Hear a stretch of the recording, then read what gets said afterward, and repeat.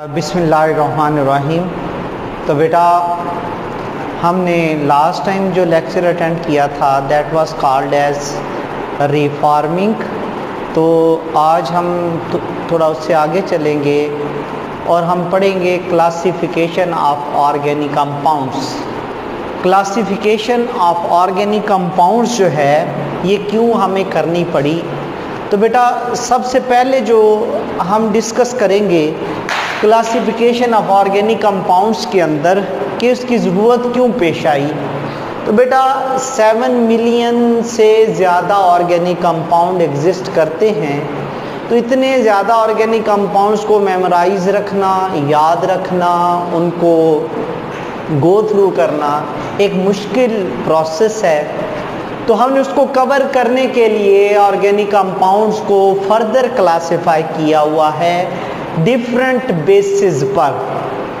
तो उनमें हम सबसे पहले देखेंगे कि ऑर्गेनिक कंपाउंड्स को समराइज हम करते हैं कि हमने क्लासिफिकेशन किस तरह से की हुई है। तो बेटा हमने ऑर्गेनिक कंपाउंड्स को मेजर जो है वो 2 क्लासेस में स्प्लिट किया हुआ है। कुछ होते हैं ओपन चेन जिनका दूसरा नाम साइक्लिक भी होता है, आगे जाके डिटेल में पढ़ेंगे। और इन्हीं का तीसरा नाम एलिफैटिक ऑर्गेनिक कंपाउंड भी होता है। और जो दूसरी क्लास है उसको हम क्लोज चेन और साइक्लिक ऑर्गेनिक कंपाउंड बोलते हैं। बेटा ये जो ओपन चेन है या एलिफैटिक हैं इनको फर्दर हमने स्प्लिट किया हुआ है किस किस क्लास में, straight chain and branch chain organic compounds में। बेटा ये जो क्लोज चेन हैं या साइक्लिक ऑर्गेनिक कंपाउंड्स हैं इनकी भी 2 क्लासेस हैं। एक होते हैं होमोसाइक्लिक या कार्बोसाइक्लिक और दूसरे क्या होते हैं हेट्रोसाइक्लिक। तो बेटा अब इनमें बेसिक डिफरेंस क्या है वो भी हम आगे पढ़ेंगे।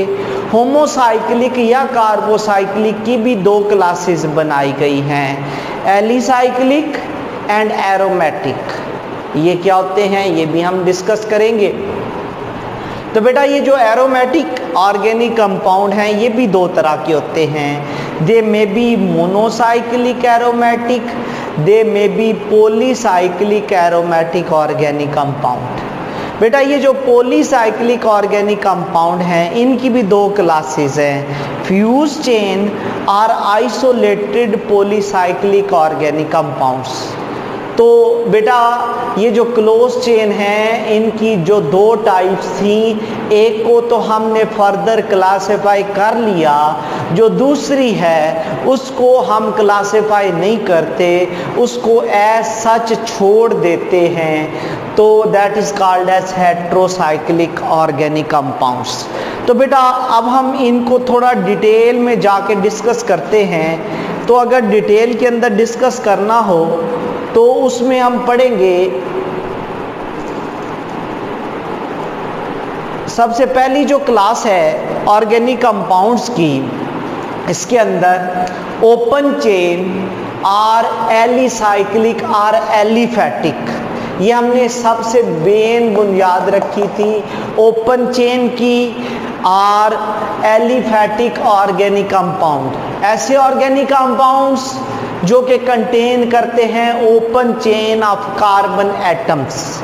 तो बेटा ये जो ओपन चेन ऑर्गेनिक कंपाउंड्स हैं इनको फर्दर स्प्लिट किया हुआ है, they may be straight chain, they may be branch chain.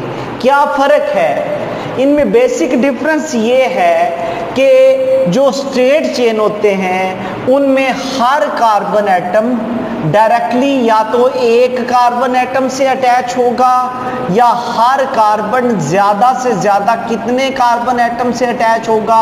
2 के साथ। 2 से ज़्यादा से डायरेक्टली अटैच नहीं होगा। तो अगर कोई कार्बन एटम डायरेक्टली 1 से अटैच हो या डायरेक्टली 2 से अटैच हो तो दे आर स्ट्रेट चेन। इनमें 2 से ज़्यादा से कोई भी कार्बन डायरेक्टली अटैच नहीं होगा। अब इसकी मिसालें क्या हैं? एन प्रोपेन, ये वाला कार्बन डायरेक्टली एक कार्बन से अटैच है, ये वाला कार्बन जो है वो डायरेक्टली दो कार्बन एटम से अटैच है। अब हम बेटा दूसरी जो क्लास पढ़ते हैं वो है branch chain organic compound. Aliphatic की ही ये दूसरी टाइप है। तो बेटा इसकी जो दूसरी टाइप है जिसको हम नाम देते हैं ब्रांच चेन ऑर्गेनिक कंपाउंड, इसमें कम से कम कोई एक कार्बन एटम दो से ज्यादा कार्बन एटम से डायरेक्टली अटैच होगा। अब जिसको मैं इंसर्कल कर रहा हूं ये वो वाला कार्बन एटम है जो कि डायरेक्टली दो की बजाय कितने कार्बन एटम से अटैच है? तीन के साथ। तो अगर दो से ज्यादा से अटैच होगा वो स्ट्रेट चेन नहीं होगा, that is called as branch chain.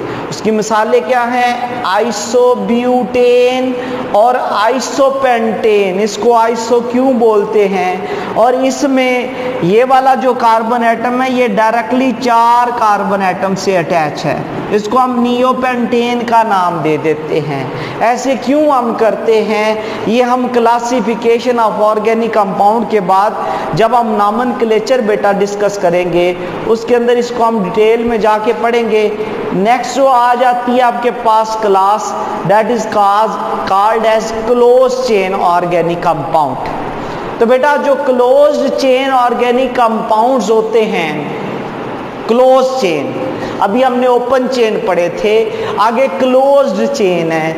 ये जो तीनों हम आगे देख रहे हैं, ये जो तीनों अगले टेबल हमने बनाए हुए हैं, इनके अंदर हम क्लोज चेन को डिस्कस करेंगे। और क्लोज चेन की मेजर दो टाइप हैं, होमोसाइक्लिक या कार्बोसाइक्लिक, और एक है हेट्रोसाइक्लिक।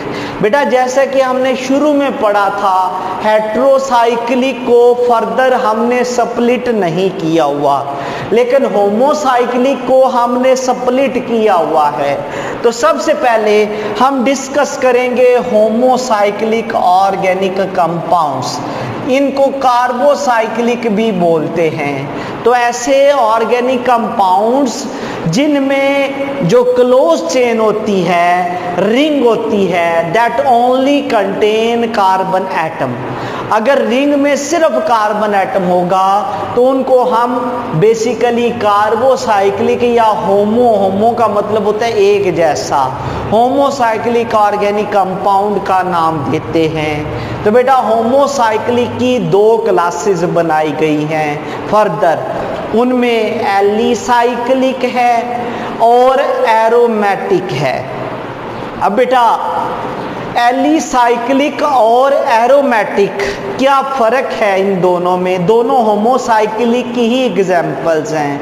तो सबसे पहले हम एलिसाइक्लिक को डिस्कस करते हैं। तो बेटा ये होमोसाइक्लिक ऑर्गेनिक कंपाउंड्स की वो वाली ब्रांच है कि जिसके अंदर हम डिस्कस करेंगे कि ऐसी होमोसाइक्लिक ऑर्गेनिक कंपाउंड्स के जिनके अंदर ईच कार्बन एटम जो होता है वो डायरेक्टली कार्बन एटम से अटैच होगा और जिसमें रिंग होती है कम से कम तीन या तीन से ज़्यादा कार्बन एटम्स की, तीन या तीन से ज़्यादा कार्बन एटम, कम से कम कार्बन की तादाद इनके अंदर तीन होगी या तीन से ज़्यादा होगी।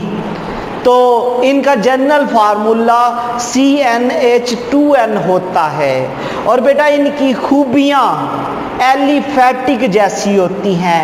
एलिफैटिक होते हैं ओपन चेन ऑर्गेनिक कंपाउंड। तो बेटा ये जो एलिसाइक्लिक हैं, कार्बोसाइक्लिक की ही एक टाइप है, इनमें तीन या तीन से ज़्यादा कार्बन एटम रिंग की फॉर्म में अटैच हैं, जैसे कि साइक्लोप्रोपेन है, साइक्लोब्यूटेन है, साइक्लोहेक्सेन है। तो बेटा फर्दर हम जो इनकी क्लास पढ़ने लगे हैं that is called as aromatic organic compound. बेटा ये जो एरोमेटिक ऑर्गेनिक कंपाउंड्स होते हैं विच कंटेन, ये भी होमोसाइक्लिक की एक टाइप है, which contain benzene ring.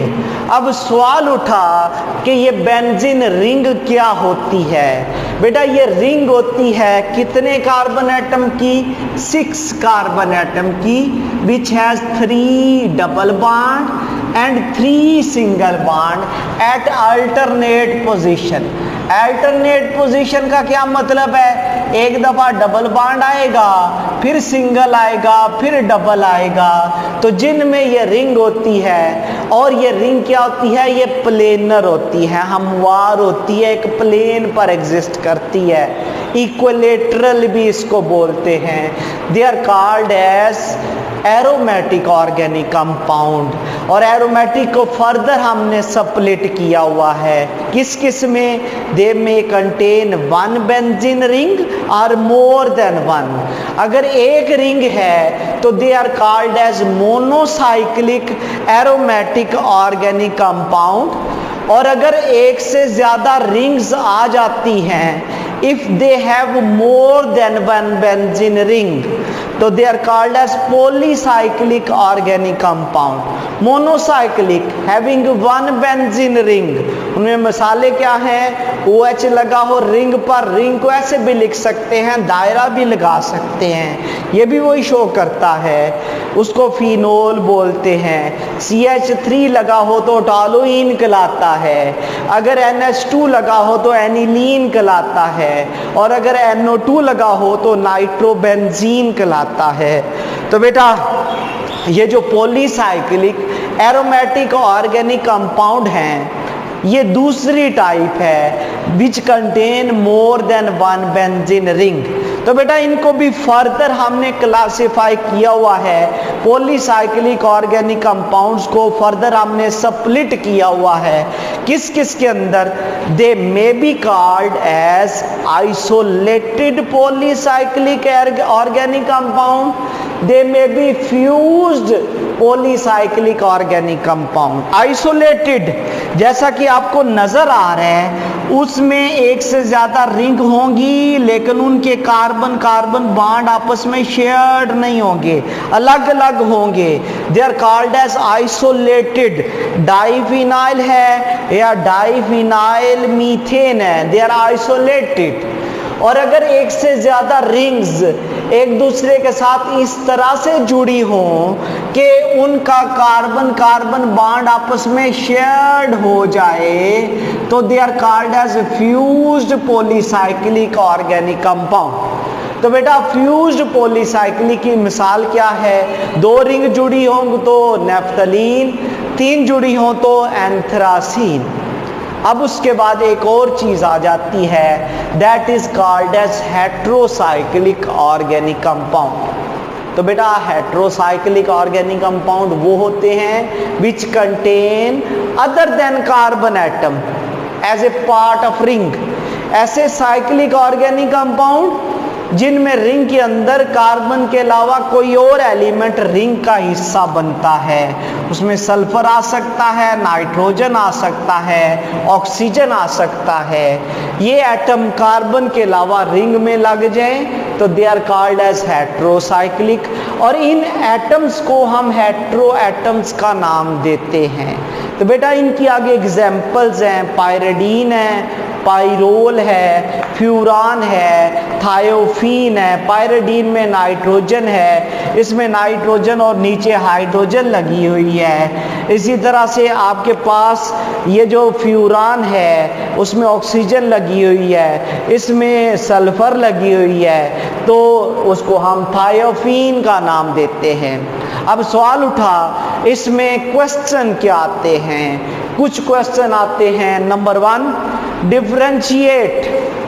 differentiate between alicyclic and aromatic organic compound. What are called alicyclic organic compound? What are called aromatic organic compound? What are called heterocyclic organic compound? तो बेटा basically यही question इसमें से बनते हैं और some time ये long में भी आ जाता है। Right A detail note on organic classification of organic compounds. तो बेटा हमने जो समरी पढ़ी थी उसको दोबारा देख लेते हैं। और समरी क्या है, देखें बेटा, ऑर्गेनिक कंपाउंड्स को फर्दर हमने क्लासिफाई किया हुआ था। किस किस में? ओपन चेन हमने पढ़ा, स्ट्रेट चेन भी थे, ब्रांच चेन भी थे, वो भी डिस्कस किए।